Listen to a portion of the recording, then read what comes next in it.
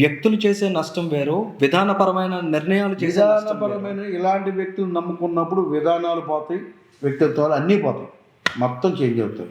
వాళ్ళ వల్ల చేంజ్ అయ్యింది. రేపు రిజల్ట్ చూడండి మీరు. నేను చెప్తా ఉన్నా కదా, ఈ వ్యక్తుల వల్ల వచ్చే ఈయన ఏదో 100 కోట్లు పెడుతున్నాడు కదా, పెట్టమనండి. 200 కోట్లు పెట్టమనండి, లేదా 1000 కోట్లు పెట్టమనండి, గెలవమనండి చూద్దాం. నన్ను అభిమానించే ఒక్కడు ఓటేడు.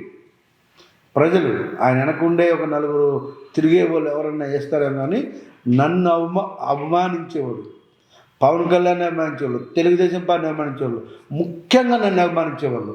ఈ తిరుపతి నియోజకవర్గంలో నా దగ్గర ఆత్మీయులు ఉన్నారు, నా దగ్గర లబ్ధి పొంది ఉన్నారు, నా అన్నదమ్ములు ఉన్నారు, నా అక్క చెల్లెలు ఉన్నారు. ఏ ఒక్కరికి ఒక్క ఓటేరు. ఇంటికి ₹1 కోటి ఇచ్చిన అది కోటేరు. మీరు రాసి పెట్టుకోండి. ఇంటికి 1 కోటి ఇవ్వమనండి, అది కోటేరు. విశాఖపట్నంలో మీ వెనక ఎన్ని వేల మంది నిలబడే అవకాశం ఉందంటారు సార్? విశాఖపట్నం ప్రజలు ఎన్ని వేల మంది నిలబడతారు అన్నది నేను మీకు ఒకటే చెప్తా ఉన్నా. విశాఖపట్నం ఎంపీ స్థానాలు 7, అనకాపల్లి ఎంపీ స్థానాలు 7. ఈ రాష్ట్రంలో చాలా ఉన్నాయి. నేను ప్రతి ఒక్కరికి కోరుకున్నది ఒకటే, అతి త్వరలో కోరబోయేది కూడా ఒకటే కోరుతా. నన్ను అభిమానించే వాళ్ళు ఎవరు కూడా వైఎస్ఆర్ కాంగ్రెస్ పార్టీ ఓటేయద్దు. జనసేన, తెలుగుదేశం పార్టీ ఉమ్మడి అభ్యర్థులు గెలిపించండి. నా కోసం నా అన్నోళ్ళు ఎవరైనా, నా బీసీ సోదరులు, ఎస్సీ సోదరులు, ఎస్టీ సోదరులు, నా కమ్యూనిటీ వాళ్ళు అన్నోళ్ళు ఎవరైనా నా మీద ఇంత అభిమానం ఉన్నా చిట్టుగా ఓడించండి అని చెప్తున్నాను. మళ్ళీ కూడా చెప్తాను. సార్, ఒక బీసీగా నేను మిమ్మల్ని ఒక ప్రశ్న అడగాలనుకుంటున్నాను. బలహీన వర్గాల మీద ఊహించనన్ని దాడులు ప్రస్తుత వైసీపీ ప్రభుత్వ హయాంలో జరిగాయి. మొన్నటి వరకు మీరు పార్టీలో ఉన్నారు కాబట్టి మాట్లాడే పరిస్థితి లేదు. ఒక అమర్నాథ్ గౌడ్ అనే వ్యక్తిని చూస్తే నోట్లో స్కూల్ పుస్తకాల్లోంచి చించిన కాగితాలు కుక్కి పెట్రోల్ పోసి తగలబెడితే ఆ వ్యక్తులు ఇవాళ బయటకు వచ్చి దర్జాగా చలామణి అవుతున్నటువంటి పరిస్థితి. ఇదే కాదు, అనేక దాడులు రాష్ట్ర వ్యాప్తంగా జరిగాయి. ఒక బీసీగా ఇవన్నీ లోపల నుండి చూసినప్పుడు మీరు పడిన మనోవేదన ఏంటి సార్? ఎస్సీ, ఎస్టీ, బీసీల పరిస్థితి ఇంకా అలాగే ఉందండి. పేరుకి పదవులు, పవర్ అక్కడే ఉంది. ఇది అందరికీ తెలుసు. మంత్రులు ఇక్కడ ఉండగా మంత్రులు వెళ్ళేసి బీసీకి దండం పెట్టాల్సిన అవసరం ఏంటి చెప్పండి? పవర్ ఎక్కడ ఉంది? బీసీ దగ్గర ఉంది పవర్. బీసీ దగ్గర ఉందా, రెడ్డిల దగ్గర ఉందంటారా? మీరు అర్థం చేసుకోండి. పవర్ ఎక్కడ? రెడ్డిలు చాలామంది అందరి దగ్గర ఉండదు కదా. సో దీన్ని బట్టి మీరు అర్థం చేసుకోండి. మంత్రులు ఎందుకు ఆయన కాలం మీద దండం పెట్టాలా? ఎమ్మెల్యే ఎందుకు పెట్టాలా? కార్పొరేట్లు ఎందుకు దండం పెట్టాలా? ఎందుకు అసలు ఆయన దగ్గరికి వెళ్తారు? ఆయన దేశ నాయకుడా? ఎందుకు కారణం ఏంటి చెప్పండి? దాన్ని బట్టి మీరు అర్థం చేసుకోండి. కీ ఎక్కడ ఉందో అంటే నా ఎస్సీలు అంత డమ్మీ, నా బీసీలు అన్న ముఖ్యమంత్రి డమ్మీలే. ఈ విధంగా ఎందుకు నిర్లక్ష్యం చేశారు? అందరూ డమ్మీలే, ఏమీ లేదు అక్కడ. అంతా వైఎస్ జగన్ ఎందుకు అవకాశం లేక ఆ డమ్మీ బతుకులేక 4 రోజులు బయటకు వచ్చారు. ఈ ఎక్కడ అవకాశం లేని వాళ్ళు ఆ డమ్మీలో బొమ్మీలో బతుకుతాను బతికేస్తున్నారు. టీడీపీ జనసేన కూటమి గురించి ఏం చెప్తారు సార్? కూటమి గురించి ప్రత్యేకించి చెప్పడానికి అయితే ఏం లేదు. కలిసి వెళ్దామని డిసైడ్ అయ్యారు. కలిసి ఎలక్షన్లో పోటీ చేస్తారు. ఆరోగ్యకరమైన పరిస్థితి ఉందా రెండు పార్టీల మధ్య? ఎందుకు బ్రహ్మాండం. రేపు విశాఖపట్నంలో కూడా చాలా అంచనాలు ఉన్నాయి రెండు పార్టీలకు సంబంధించిన వాళ్ళు. అంటే ఏ విధంగా మీరు ఒక ప్రెసిడెంట్గా అన్ని గెలుస్తామని చెప్తున్నాను కదా, అన్ని గెలుస్తాము. 150 సీట్లు గెలుస్తాం. వైఎస్ జగన్ వై నాట్ 175 అన్నారు మొన్నటి. ఆయన అలా 175 అనుకుంటే మేము 150 అనుకున్నాను. ఇప్పటి వరకు కొత్తగా ఆవిర్భవించిన ఆంధ్రప్రదేశ్ రాష్ట్రానికి 2 ముఖ్యమంత్రులుగా పనిచేశారు. ఒకటి చంద్రబాబు, వైఎస్ జగన్. ఈ ఇద్దరిలో ఒక 100 మార్కులు ఇచ్చి ఎవరికి ఎన్ని వేస్తారంటే మీరు ఎలా డివైడ్ చేస్తారు సార్? ఎవరికి నచ్చినా వాళ్ళకి మార్కులు వేసుకుంటా ఉంటారు. అది పెద్ద సమస్య. మీరు ఒక జనసేన పార్టీకి సంబంధించిన క్రియాశీలక నేత. రేపు ఆ 2 పార్టీల కలయిక ఎవరి స్టైల్లో ఉంటుంది. జగన్మోహన్ రెడ్డి గారి పరిపాలన నచ్చితే రేపు జగన్మోహన్ రెడ్డి సీఎం అవుతారు, నచ్చకపోతే సీఎం అవ్వరు. ఇండివిజువల్గా మీరు ఎన్ని మార్కులు వేయాలనుకుంటారు వైఎస్ జగన్ పరిపాలనకి? మార్కులు పక్కన పెడితే పరిపాలన గాడి తప్పింది కాబట్టి ఇవాళ మీరు చూసుకోండి. ఎంప్లాయీస్ సెక్టర్స్కి వెళ్ళండి, పోలీస్ డిపార్ట్మెంట్ అడగండి, రెవెన్యూ డిపార్ట్మెంట్ అడగండి, పంచాయతీరాజ్ అడగండి, టీచర్స్ అడగండి. 100 మందికి ఒక్కరు హ్యాపీగా ఉన్నానంటే నేను ఏదన్నా పడతాను. రియల్ ఎస్టేట్ అడగండి, ఏ బిజినెస్ అని తీసుకోండి, ఏ ఒక్కరు బాగున్నారన్నా ఎవరు హ్యాపీగా లేరు. కారణం తెలియదు. గతంలో 2 సార్లు మీరు పోటీ చేసి ఓటమి పాలయ్యారు. ఇప్పుడు మళ్ళీ సీట్లో పోటీ చేస్తున్నారు.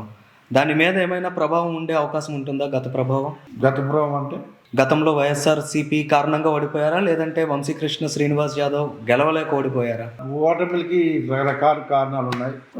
అవి చెప్పలేనివి, వర్ణించుకోలేనివి. 2009లో నేను తక్కువ మార్జిన్ ఓడిపోయా. ఆ రోజు పురంధేశ్వరి రావడం వల్ల 2 పార్టీలు అవుట్ అయిపోయాయి. మొన్న ఇక్కడే విజయమ్మ గారు వద్దని తెచ్చిపెట్టి అన్ని నా నియోజకవర్గాలు అయిపోయినాయి. లాస్ట్ 5 days మా చేతుల్లో ఇష్టం అయిపోయింది ఎలక్షన్. ఎంత పోయిందో కూడా తెలియకుండా చేసాం. నేను గెలిచే టైంలో సీట్ ఇవ్వలేదు.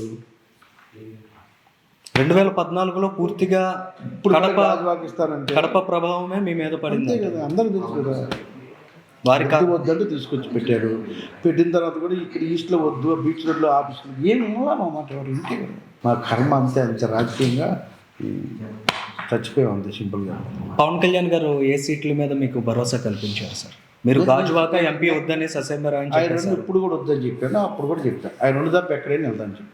ఎక్కడికి వెళ్ళినా వంశీకృష్ణ శ్రీనివాస్ గెలిచే అవకాశమే 100%. పవన్ కళ్యాణ్కి మీకు మధ్య జరిగిన ఆలోచనల ఐడియాలజికల్గా కొంత డిస్కషన్ ఉంటుంది. అది ఏ మేర పాజిటివ్ డిస్కషన్గా నడిచింది? నాకు చాలా హ్యాపీగా ఉంది తిరిగి రావడం, సొంత ఇంటికి వచ్చినట్టుగా ఉందని చెప్పాను. ఆయన నువ్వు రావడం నేను చాలా హ్యాపీ ఫీల్ అవుతున్నాను. నువ్వు మంచోడివి, నీకు చాలా అన్యాయం జరిగింది అక్కడ, నేను అబ్జర్వ్ చేశాను. నీకు జనసేన అండగా ఉంటుంది, నేను కూడా చాలా హ్యాపీగా ఉన్నాను చెప్పాడు. నేను చాలా హ్యాపీ ఫీల్. ఇవాళ వైసీపీ నుంచి విడిచిపెట్టి జనసేనకు వచ్చిన నాయకుడిగా మీరు ప్రస్తుత ముఖ్యమంత్రి వైఎస్ జగన్కి ఒక అసంతృప్త నేతగా చెప్పే చివరి మాట ఏంటి సార్? ఇప్పుడు చాలామంది పేర్లు చెప్పారు. నమ్ముకున్నోడిని మోసం చేసిన, నమ్ముకున్నోడికి అన్యాయం చేసిన చరిత్ర చెప్తా ఉంది. నిన్ను ఎవరైతే నమ్ముకున్నారో అది ఏ వ్యక్తి అని కావచ్చు, ప్రతి కార్యకర్త రోడ్లెక్కి పెళ్ళాం పిల్లలు వదిలేసి, ఆడపిల్లలు అయితే పిల్లలు చిన్నపిల్లలను వదిలేసి రోడ్ల మీద పడుకొని, రోడ్ల మీద దొరికి, టైర్లు కాల్చి 24 గంటలు జైల్లో ఉన్నప్పుడు రోజుకి ఉదయం సాయంత్రం తిరిగి కష్టపడి చాలా కష్టాలు ఉన్నారు ఆ కార్యకర్తలు. వాళ్ళకు కొంచెం న్యాయం చేయి, వాళ్ళ పిల్లలకు ఒక ఉద్యోగం ఇవ్వు, వాళ్ళకు కొంచెం అండగా నిలబడండి. మీకు పుణ్యం వస్తుంది, వాళ్ళు ఉసురు తగులుతుంది. లేకపోతే చెప్తా ఉన్నా, మాలాంటి వాళ్ళు ఎంతమంది బయటకు వెళ్ళినా మేమేదో బతుకుతాం ప్రశ్నలు. కానీ మీరే దేవుడు అనుకో నిలబడిన చాలామంది వాళ్ళ కష్టాలు పడుతున్నారు. వాళ్ళకు కొంచెం అండగా ఉండమని సలహా ఇస్తాను. పవన్ కళ్యాణ్ నాయకత్వంలో ఇవాళ మీరు ముందుకెళ్ళబోతున్నారు. ఏపీ రాజకీయ భవిష్యత్తులో జనసేన పాత్ర ఏ విధంగా ఉండబోతోంది? మీ వంటి నాయకులు ఏ విధమైన కృషి చేయబోతున్నారు? 2024లో జనసేన పోటీ చేసిన ప్రతి సీటు గెలుస్తుంది. ఎన్ని సీట్లు మా బాస్ తీసుకుంటారో, ఎన్ని సీట్లు అన్నీ గెలుస్తున్నాం. ఒక్క సీటు కూడా వాడదు. రాసి పెట్టుకోండి. ఛాలెంజ్ చేస్తూ ఉన్నా, ఎటువంటి డౌట్ లేదు. అధికారంలో రాబోతా ఉన్నాం. 150 సీట్స్ వస్తాయి. రాసి పెట్టుకో. మళ్ళీ ఆఫ్టర్ ఎలక్షన్ తర్వాత ఇంటర్వ్యూకి రా. వంశన్నా నువ్వు ఇలాగ అన్నావు ఏంటి అని అడిగిచుడు. నేను ఛాలెంజ్ చేస్తూ ఉన్నా వస్తాయని. మాట తప్పితే నేను ఏ రోజు నాకు మాట ఇచ్చినా మాట తేడా వచ్చి చెక్ చేసుకో. 150 సీట్స్ వస్తున్నాయి, రాసి పెట్టుకో. సార్, ఒక చిన్న కంక్లూజన్ లాస్ట్లో.